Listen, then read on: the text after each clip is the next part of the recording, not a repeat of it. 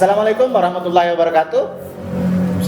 Salam sejahtera bagi kita semua.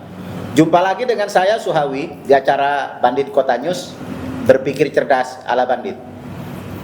Tema pada kali ini kami akan membahas soal pendidikan kita yang kemunduran lah ya. Banyak mengalami kemunduran, tapi uji coba sejahteranya juga meningkat. Padahal untuk jadi bandit itu harus pandai pembagian dan perkalian, bukan cuma penjumlahan dan pengurangan. Apalagi jadi pemimpin. Kalau mau jadi pemimpin, pembagiannya harus paten. Pembicara soal budget, anggaran pada pasca reformasi itu sudah bisa. Cuman kan penggunaannya itu. Kemudian fokusnya pemerintah setiap rejim agak baru 1 hari kita merayakan Hari Pendidikan Nasional, Gus, ya. Nah, soal kartel ya. Tadi ya, Pak Dedi menyampaikan soal tadi kasusnya adalah Jakarta, ya. Artinya pada tingkat lokal governance-nya yang perlu goodwill tadi, political will Artinya posisinya negara atau pemerintah juga harus menghadapi kartel-kartel pendidikan. Nah, iya. Oke. Bung Anderi, persoalannya gimana? Karena juga BOS ini tidak hanya dinikmati oleh sekolah SD Impres seperti yang kita sampaikan tadi, juga dinikmati oleh pihak swasta. Kita bisa ngecek listrikan dulu Habis itu kegiatan ekstrakurikuler ada aja kan sekolah ini. Jadi kadang-kadang SPP-nya murah, kutipan tiap bulan ada aja kan. Jadi muncul buku LKS lagi ya. Muncul buku LKS. Apa yang salah menurut ente dari sistem pendidikan kita ini? Pertama-tama gini Gus, kita kalau pertama dari aspek filsafat dulu ya. Kenapa sih dulu Ki Hajar menerapkan bahwa pondasi adalah tuturi handayani? Itu dari belakang itu kan Wuri mendorong, handayani adalah membina. Jadi proses sekolah itu begitu bukan proses hanya belajar.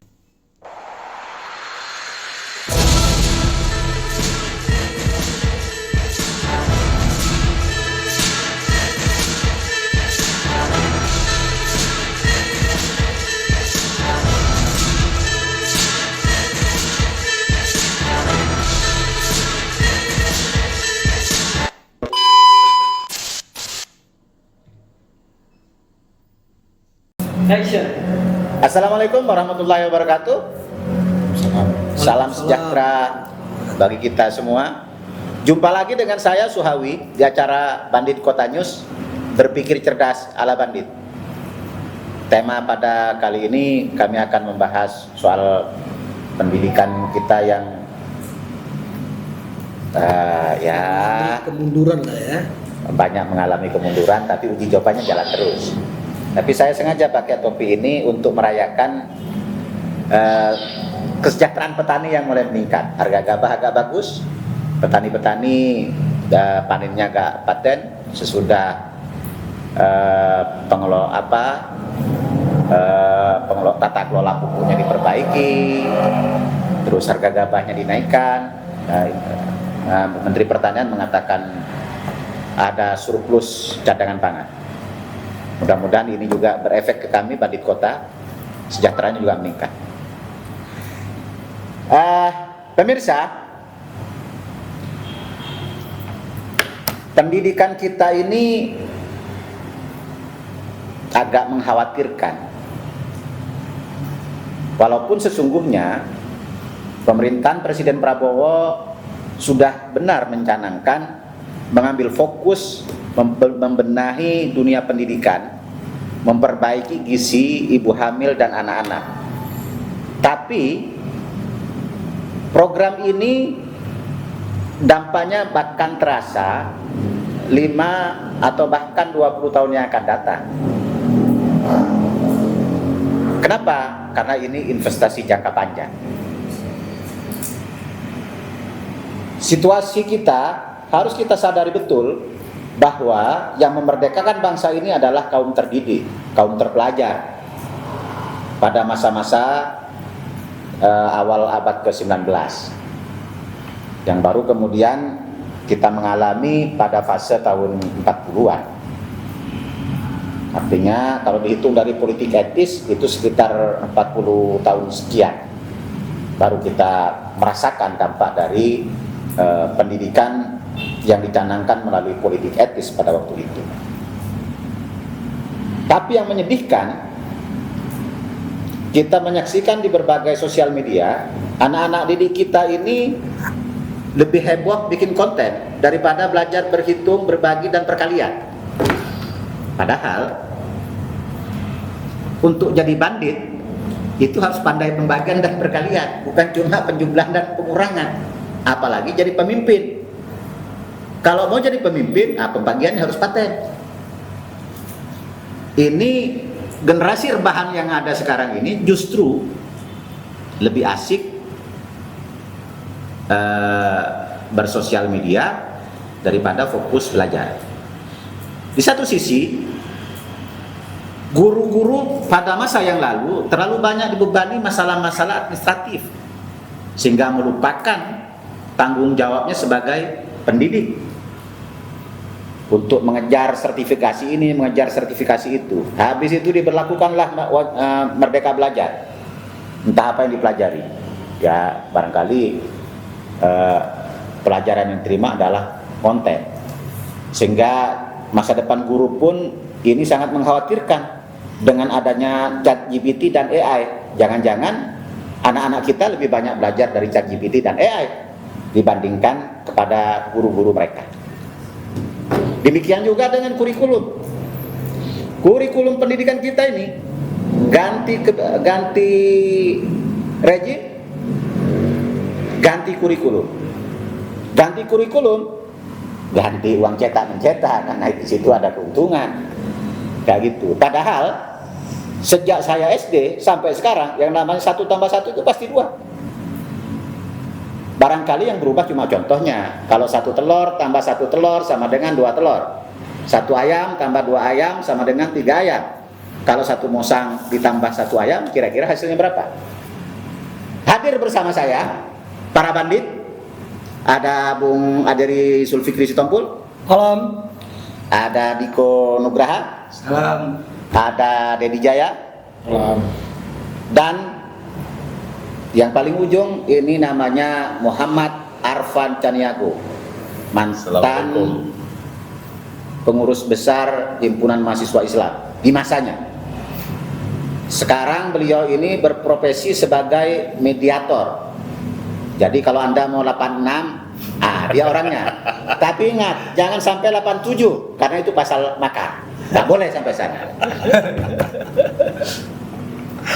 Dad, apa pandangan Dedi terkait dengan pendidikan kita belakangan ini? Apa yang perlu diperbaiki, apa yang perlu dipertahankan? Dan ya ini barangkali juga bagaimanapun semua kita ini adalah orang tua kan. Ini juga menjadi pemikiran kita karena kita juga kadang-kadang agak ya harap-harap cemas dengan sistem pendidikan kita ini.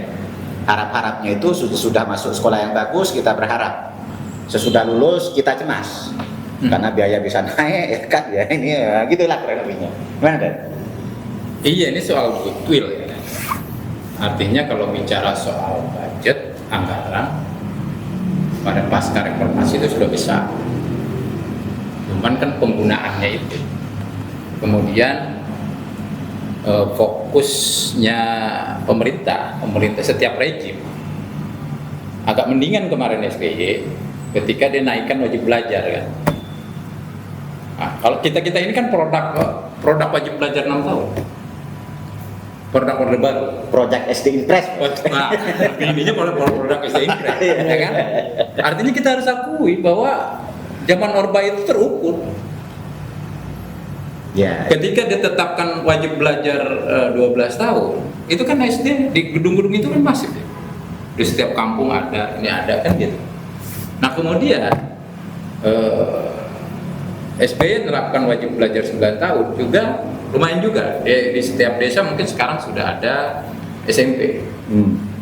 Artinya mendekatkan anak ke sekolah kan.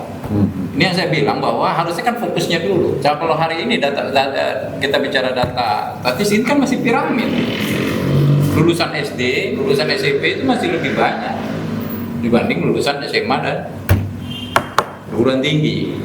Nah, artinya dana yang digelontorkan 20% dari APBN itu untuk apa? Ketika tidak menyasar dulu nih infrastruktur pendidikan. Kan gitu.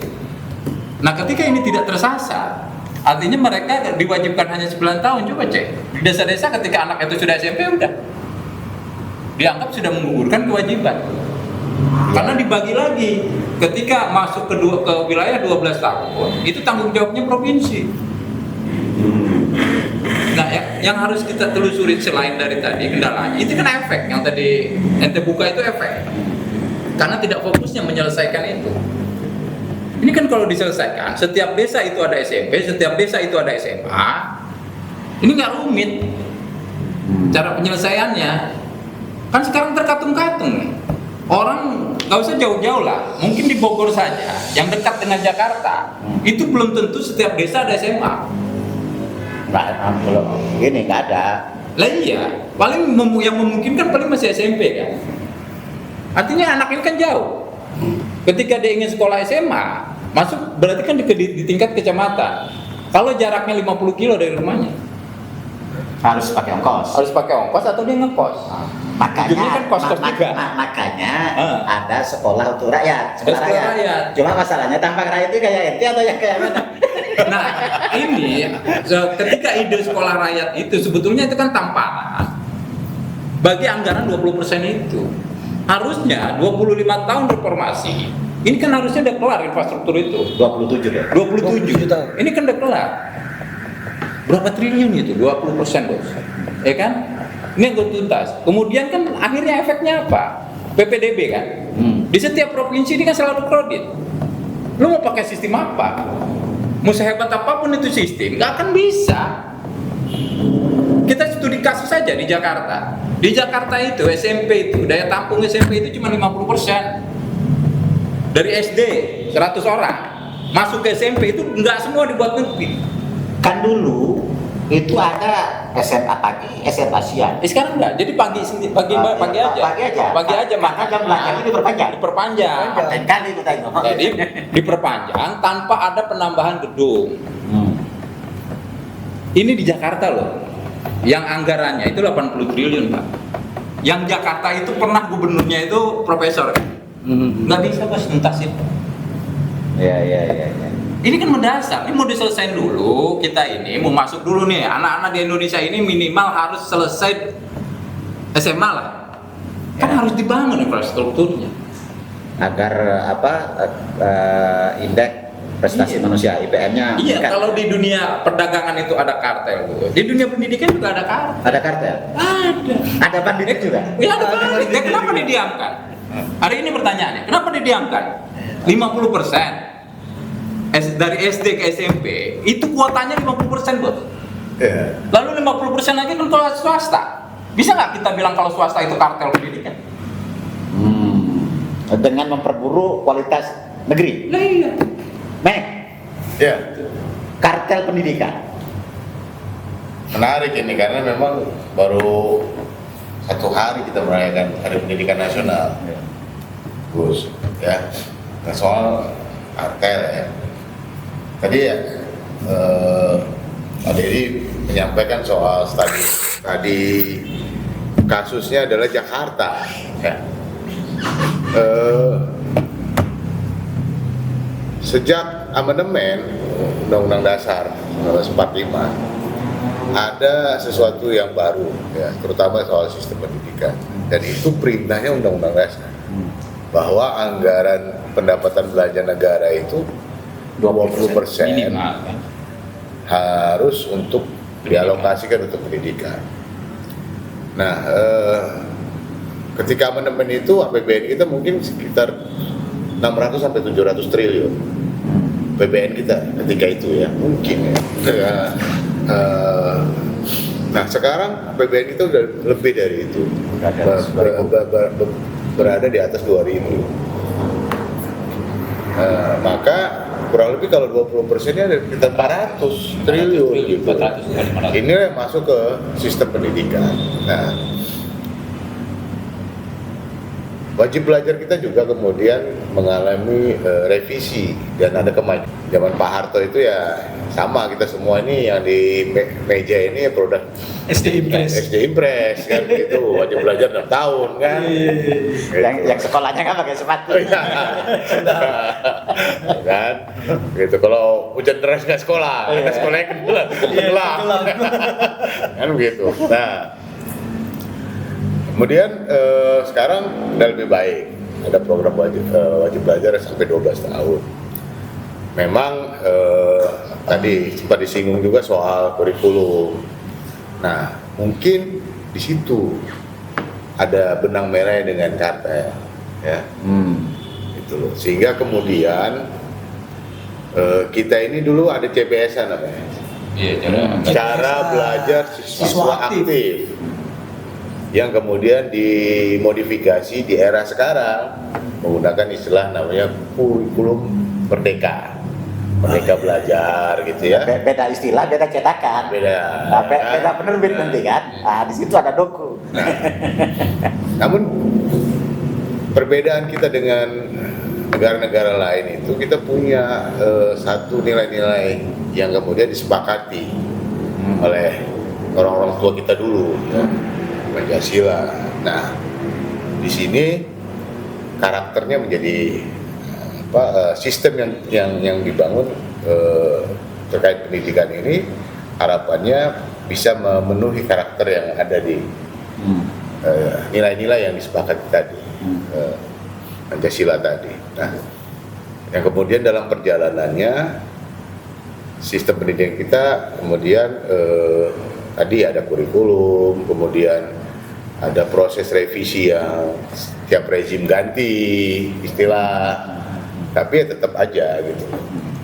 Cara mengukurnya kan tadi sempat disinggung sama Bu soal indeks pembangunan manusianya seperti apa sekarang. Nah, di pemerintahan ini saya coba melihat ya bahwa pemerintahan hari ini apalagi presidennya Prabowo Subianto yang ketika dia jadi Kementerian Pertahanan banyak membangun sekolah yang punya karakter mirip-mirip dengan Taruna Nusantara. TNI Angkatan Udara punya namanya Pradita Angkasa. Di institusi Polri Bayangkara. Bahkan di setiap daerah punya sekarang. Di DKI punya namanya SMA Sekolah Menengah Atas Negeri Unggulan Semanu. MH Tamrin yang di Cilangkap. Tapi itu tidak patuh sama kementerian, patuhnya sama gubernur itu. Ya, artinya ini kan keran yang 20% tadi kemudian diinovasi oleh pemerintah daerah, setiap daerah. Dan kita berharap bukan hanya di DKI, bukan hanya di Jawa Timur, bukan hanya di Jawa Tengah, tapi juga yang sistem tingkatnya ini juga dapat lah ya. Ya, sistem ini juga dibangun di daerah-daerah lain yang tadi Pak Dedi sampaikan bahwa banyak nih sekolah-sekolah yang SMA tidak berbasis di mana wilayah itu di pedesaan, bahkan mereka harus berjauh-jauh untuk sampai ke sekolah. Nah, inovasi ini yang harus didorong gitu loh, menciptakan sekolah-sekolah unggulan. Bukannya presiden sudah mendorong itu? Iya, artinya pada tingkat local governance-nya yang perlu goodwill tadi, political will yang Political will. Artinya posisinya negara atau pemerintah juga harus menghadapi kartel-kartel pendidikan. Nah, iya. Oke, Bung Aderi, bukannya kita sudah ada BOS, apa itu, bantuan operasional sekolah? Operasional sekolah. Kalau ada bos, berarti ada anak buah.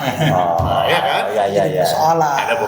Persoalannya Karena, mana? karena juga BOS ini tidak hanya dinikmati oleh sekolah SD Impres seperti yang kita sampaikan tadi, juga dinikmati oleh pihak swasta. Nah, swasta ini kan double income. Dari mahasiswa, dari siswa yang memiliki kemampuan ekonomi, Dia dapat.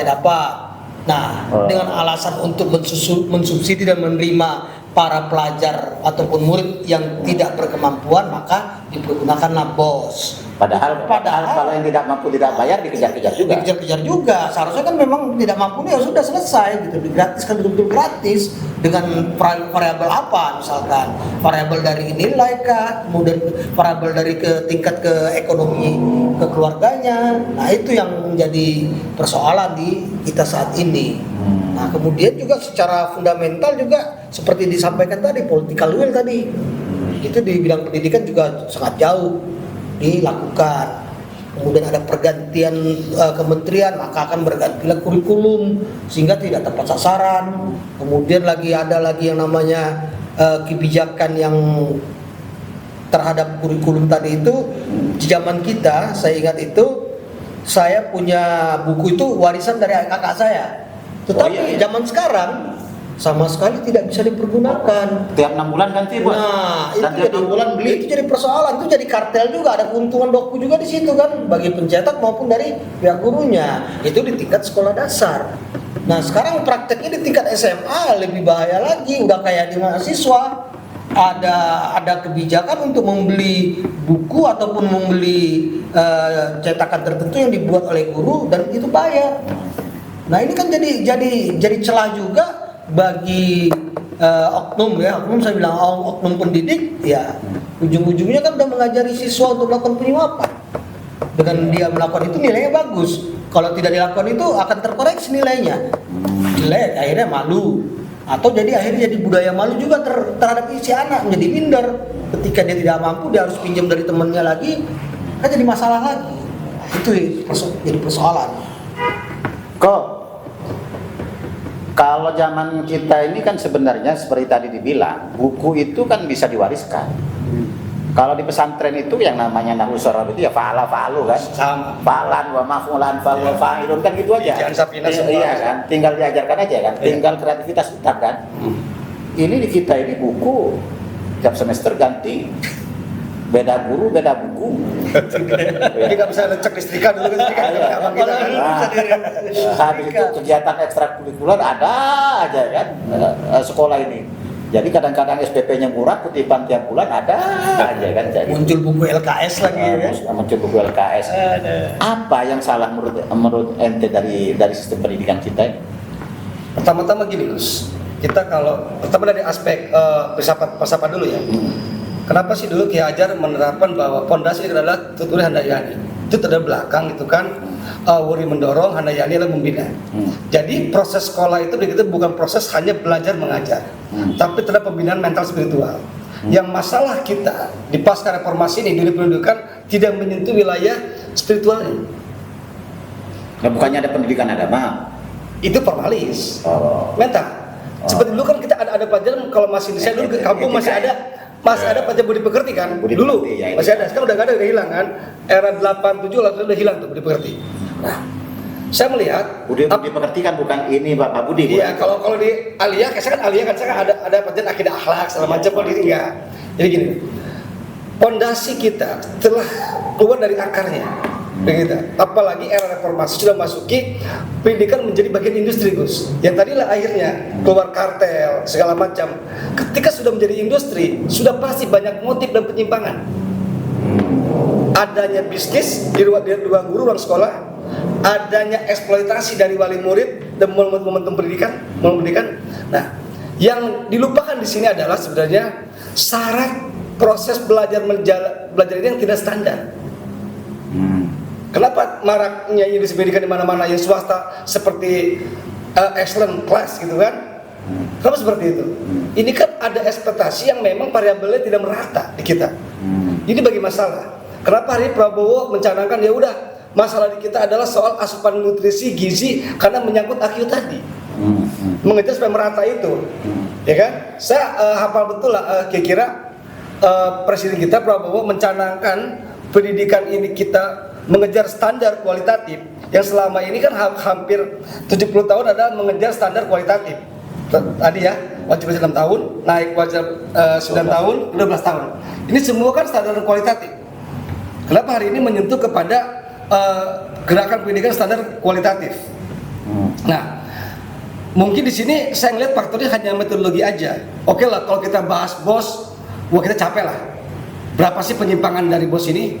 Dari bangku dengan meja sekolah bisa dikutip terus. Apalagi proses birokrasi berbelit dan memang syarat dengan kolutif dan koruptif. Gak bakal bos, kalau kita ngandelin itu saklek terdapat anggaran, gak bakal tuntas itu. Kita belajar lah sama Jepang, belajar lah sama Kanada, belajar sama Norwegia, negara berhasil pendidikan ya. Nah, saya di sini Gus menyoroti soal permasalahan penyimpangan karena menyangkut moral, menyangkut pondasi pendidikan tadi, falsafah kita, Tutur Handayani. Kenapa hari ini di era digitalisasi ini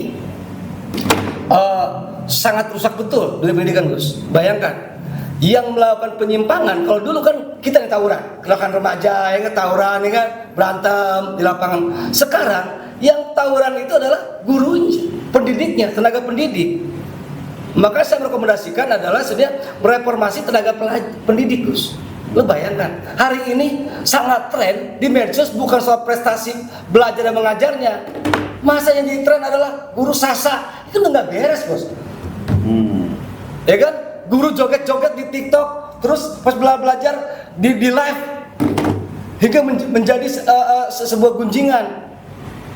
Memang perlu ada transparansi, tapi kalau sudah menyangkut wilayah orientasi profesi, ya kan, dan menyangkut mengejar rating, bukan mengejar yang tadi, bahwa pendidikan itu bertujuannya adalah soal permasalahan pembinaan dan pendidikan. Nah, yang menjadi saya hari perhatian, gue jujur, memang ada bahasa, yuk kita kembali kepada setelan pabrik. Ya mau tidak mau lah. Hari ini Deddy Mulyadi sudah coba. Ada salah satu gubernur yang dianggap gubernur konten gitu ya. Itu sudah mencoba mengembalikan setelan pabrik. Contoh, di mana anak-anak berangkat sekolah dengan jalan kaki. Satu, untuk menunjang fisiknya pendidikan sehat. Kedua, menunjang relasi sosialnya. Karena ini menyangkut, karena selama kita 20 tahun ini kan hampir hilang bangunan entitas relasi sosial antar pelajar. Ada motor, bis sekolah, sewa, segala macam. Hingga suasana drama-drama kita sekolah itu hilang. Jadi kurang indah, akhirnya mengejar itu. Nah kedua, soal metodologi pembelajaran. Kenapa hari ini, kalau dulu kita bro, tidak punya nggak kebeli seragam pramuka dan nggak kebeli seragam olahraga, kita dicampur betul. Kalau nggak kita disuruh kita yang ikut pelajaran itu.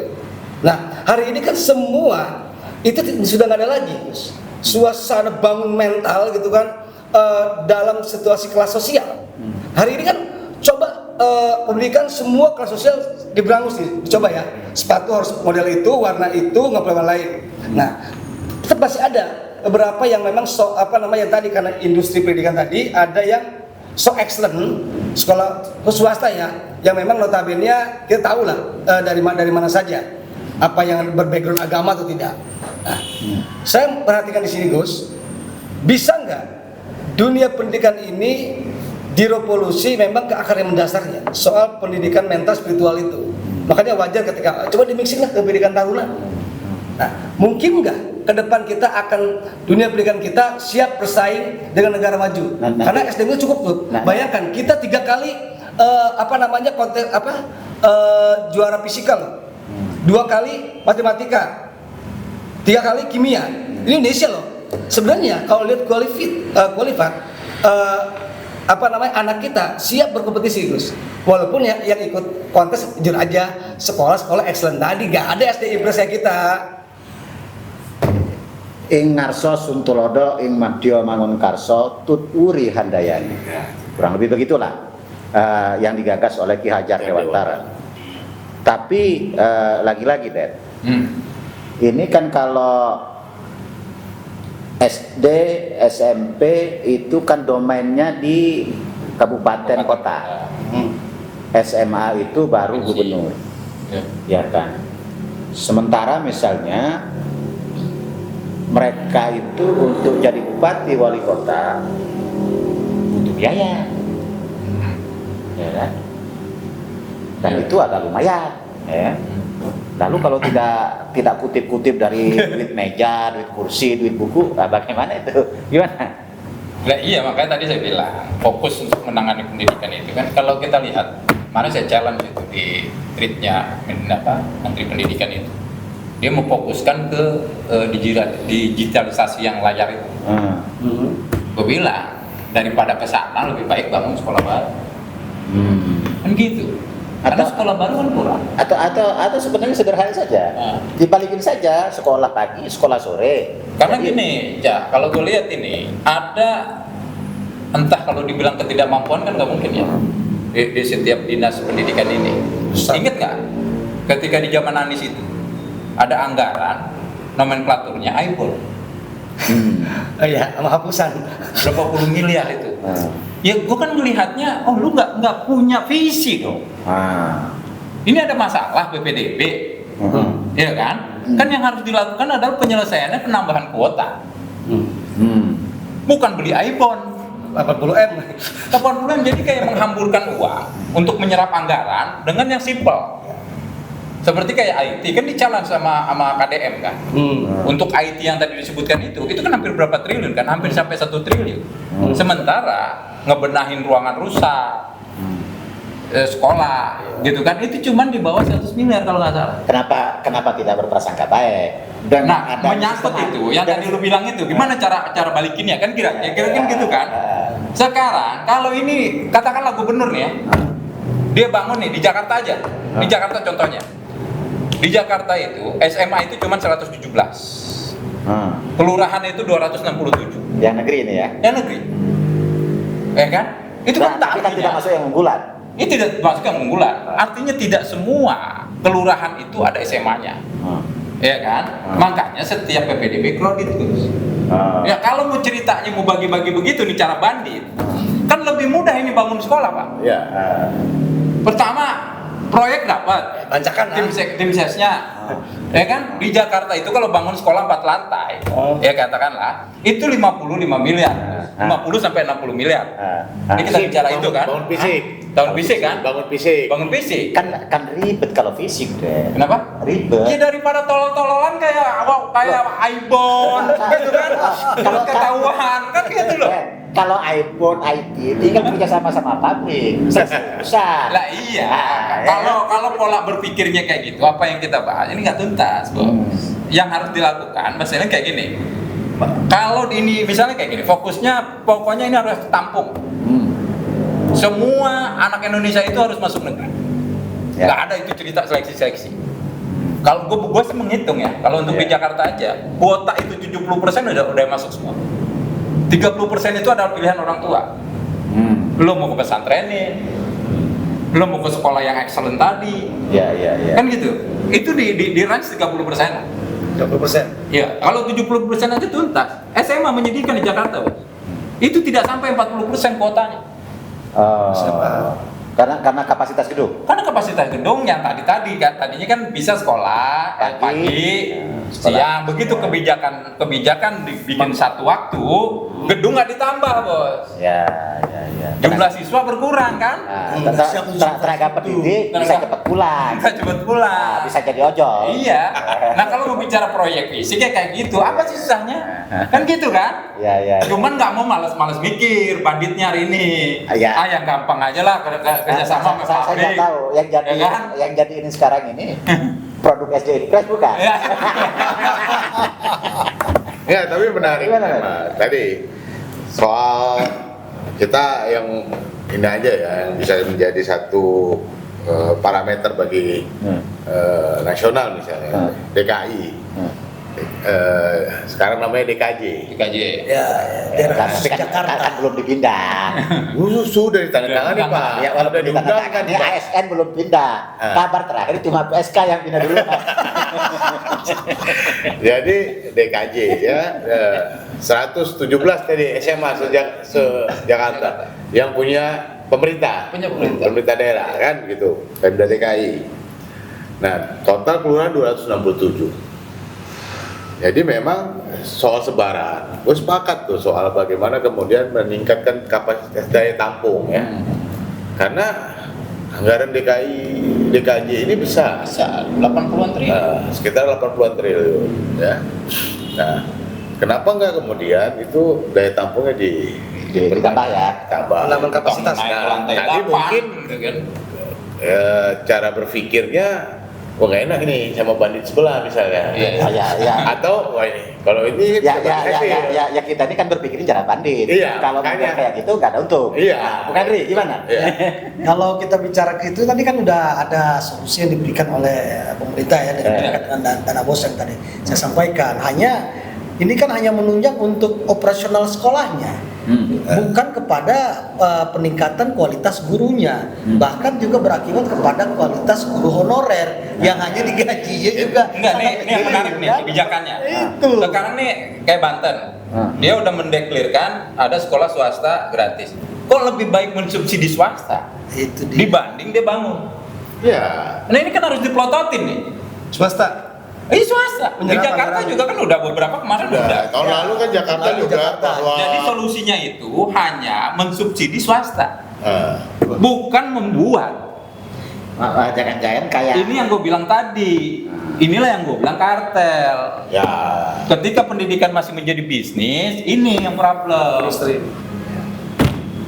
ada. Terakhir Gus, Ya. bagi saya dunia pendidikan ini tidak terlepas dari karakter, dari budaya.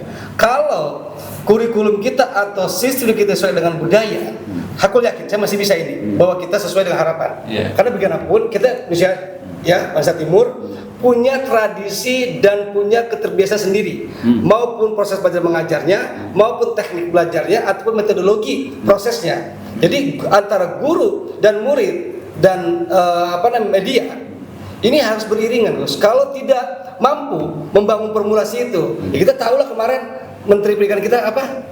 Orang mana saya nggak tahu deh. Goto. Hah? Apa Gojek? Ya apalah itulah. Betapa kacaunya, kenapa? Dia tidak memahami sesungguhnya apa sih karakter sesungguhnya karakter kita. Baru membangun formulasi pendidikan itu. Nah. Itu aja pesan saya. Nah, Soal ini karakter. ada yang menarik lagi nih. Menteri yang terbaru ini telah menyatakan bukan 12 tahun lagi. Berapa? 13 tahun. Oh, nambah. Nambah, tapi dengan kalimat adanya PAUD. Oh, Pendidikan PAUD. anak usia dini. Ya, artinya dari segi rentang waktu agak bagus. Agak panjang lah, agak bagus lah. Tinggal PAUD ini apakah negeri atau swasta? Nah, ini masih. Ataukah kartil baru lagi? Nah, kartil baru lagi. Pemirsa, pendidikan itu harus mencerdaskan, karena hanya manusia yang cerdas dan tercerahkan itu yang mampu mengangkat harkat dan martabat bangsanya. Tapi kami agak ragu ketika pendekatan pendidikan itu semata-mata urusannya profit oriented, hasil bisnis, yang lagi tadi disebutkan terkait dengan masalah kartel-kartel pendidikan.